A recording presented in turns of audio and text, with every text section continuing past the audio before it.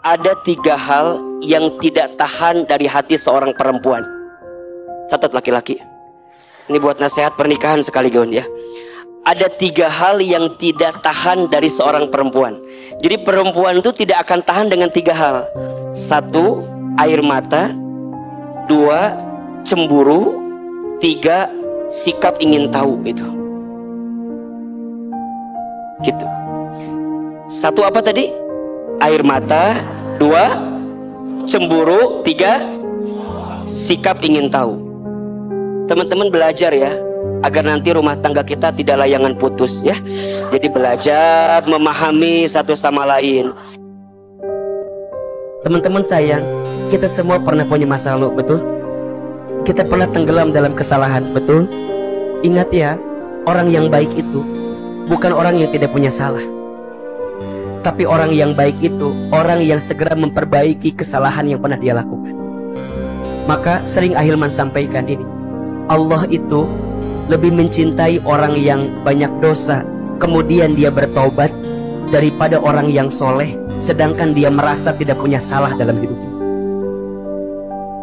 Kata Ibnu Umar, aku tidak bisa melihat wajahnya Allah, tapi kalau aku ingin tahu seperti apa Allah tersenyum kepada hambanya, maka Rasul kemudian menjawab, wahai Ibnu Umar, kalau kamu ingin membuat wajah Allah tersenyum kepadamu, maka buatlah senyuman di wajah ibumu. Karena saat ibumu tersenyum karena kebaikanmu, ibumu tersenyum karena ulahmu, ibumu tersenyum karena kelakuanmu, ibumu tersenyum karena perilakumu, ibumu tersenyum karena prestasimu, ibumu tersenyum karena sesuatu yang kamu berikan kepadanya. Di saat itu Allah sedang tersenyum kepada kamu sekalian. Berharap itu boleh, tapi yang harus kita pastikan, harapan kita ditempatkan kepada siapa? Berharap kepada manusia adalah patah hati yang disengaja. Imam Ali bin Abi Thalib radhiyallahu anhu karamallahu wajhah pernah menyampaikan, aku pernah merasakan semua kepahitan dalam hidup, dan tidak ada yang paling pahit aku rasakan kecuali saat aku berharap kepada manusia. Pokoknya kalau kita udah berharap terlalu berlebihan kepada manusia, maka siap-siap kita akan dikecewakan dengan harapan yang kita tempatkan kepada manusia itu. Gak penting orang ngomong apa. Kenapa? Karena saat dia ngomong apapun tidak akan merubah keadaan kita. Rezeki kita bukan karena dia, hidup kita bukan karena dia, jodoh kita Allah yang menentukan segalanya. Buat Allah apa sih yang sulit? Setiap perkara kalau Allah sudah mau, sulit di mata kita, mustahil di mata kita. Kalau Allah sudah mau, tinggal Allah bilang apa? Jadi, maka jadi. Kita boleh kehilangan apapun, asalkan jangan kehilangan cintanya Allah dalam kehidupan kita. Mungkin untuk membuat kita ingat lagi ke Allah, Allah ambil apa yang kita cintai. Maka perhatikan, jangan terlalu mencintai sesuatu berlebihan. Karena jika kita berlebihan mencintainya, kita akan diuji dengan apa yang kita cintai. Dan biasanya ujian yang paling berat itu datangnya bukan dari yang jauh, tapi dari yang dekat. Jangan pernah mengecilkan doa ya. Karena doa itu senjatanya orang beriman. Ad-du'a'u silahul mu'min. Doa itu senjatanya orang beriman. Kalau hidupmu di masa lalu dihabiskan dengan banyak berdosa, maka hidupmu di waktu yang akan datang habiskanlah dengan banyak berdoa. Karena itulah yang akan melembutkan hati kita. Orang yang banyak doa itu hatinya lembut. Orang yang banyak doa itu hidupnya akan terarah. Orang yang banyak doa kepada Allah itu hidupnya akan tenang. Kenapa? Karena dia menyerahkan sepenuhnya hanya kepada Allah apa yang dia hadirkan.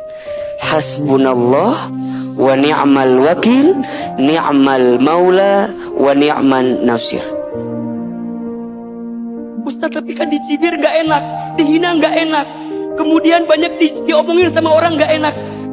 Lalu teman-teman sekalian, hidup kita itu bukan ditentukan oleh omongan orang lain. Omongan orang lain mau membudah sebanyak apapun busanya, tidak akan merubah keadaan hidup kita. Tapi kita ini sekarang sedang menampilkan kelakuan terbaik, amal terbaik, diri terbaik, hidup terbaik di hadapan siapa? Allah Subhanahu wa ta'ala. Gak penting orang ngomong apa. Kenapa? Karena saat dia ngomong apapun, tidak akan merubah keadaan kita. Rezeki kita bukan karena dia, hidup kita bukan karena dia, jodoh kita Allah yang menentukan segalanya. Buat Allah apa sih yang sulit? Setiap perkara kalau Allah sudah mau, sulit di mata kita, mustahil di mata kita. Kalau Allah sudah mau, tinggal Allah bilang apa? Jadi, maka jadi. Sayangnya Allah kepada kita apa, Ustaz? Saat kita berbuat dosa, Allah tidak langsung mengazab kita. Bisa nggak sebenarnya Allah langsung menyiksa kita? Bisa kan? Berbuat dosa, berbuat salah, berbuat dosa, berbuat salah. Selama kita minta ampun, bertobat kepada Allah, maka di saat itu masih ada ampunan Allah yang diberikan kepada kita. Coba teman-teman kebayangkan, kalau setiap kita bikin dosa langsung cash dikasih balasannya di saat itu. Tapi Allah menunda kadang-kadang. Untuk apa? Karena Allah berharap di antara hambanya itu bisa segera kembali kepada Allah, bertobat kepada Allah. Makanya teman-teman, kalau sekarang teman-teman sedang berada di titik terendah, misalnya baru berumah tangga awal-awal di titik terendah banget. Ustadz, kumah, misalnya Ustadz gimana ya, aku teh rumah belum punya, kendaraan belum punya, masih tinggal bersama orang tua, penghasilan suami juga pas-pasan ya, pas-pasan teh pas habis pas ada juga pas gitu ya, serba bingung, sedang di titik terendah banget. Percayalah, di saat itulah teman-teman sedang mengetuk pintu langitnya Allah untuk diampuni semua dosa-dosa kita yang terdahulu, agar kemudian Allah sayangi kita. Kalau Allah udah sayang sama kita, Allah buka semuanya.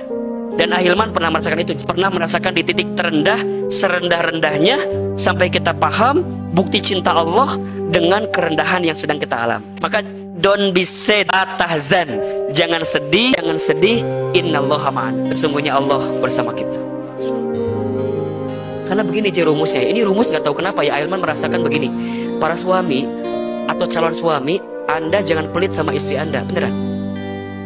Semakin Anda, bukan royal ya, semakin Anda mencukupi kebutuhan istrimu, Allah akan buka rezekimu. Semakin Anda nutupin gitu ya, nggak mau ngasih sama istri, itu rezekinya sempit luar biasa. Jadi sekarang dibalik pola pikirnya. Kalau dulu tuh, kalau gua ngasih nanti habis, jangan. Kalau buat keluarga, habisin aja, nanti datang lagi. Ada aja ya. Sama juga para istri, Anda jangan meminta sesuatu di luar kemampuan suamina. Anda pengen Honda Jazz, tapi suami Anda mampunya Honda Vario, maka jangan minta Honda Jazz, cukup dengan Honda Vario saja.